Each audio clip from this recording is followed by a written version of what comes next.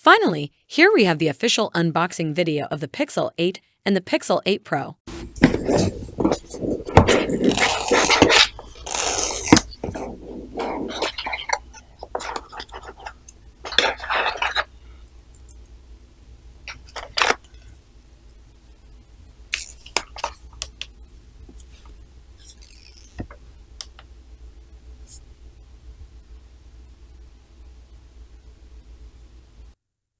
Both of these unboxings came directly from PBK Reviews, so it's quite clear they got their hands on a couple of units ahead of time.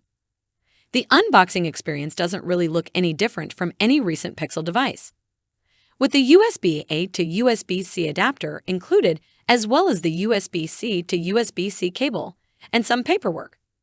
But what we do see with the Pixel 8 Pro here is that the back is indeed matte. That was a big rumor over the last few weeks, and it definitely looks to be true. That means that fingerprints might not be an issue this year. Thank goodness for that. The Pixel 8 itself has unmistakably rounded corners, a departure from the slightly boxier, but still very much round, look from the current generation. We can even see it turned on briefly with the Welcome to your Pixel setup screen visible.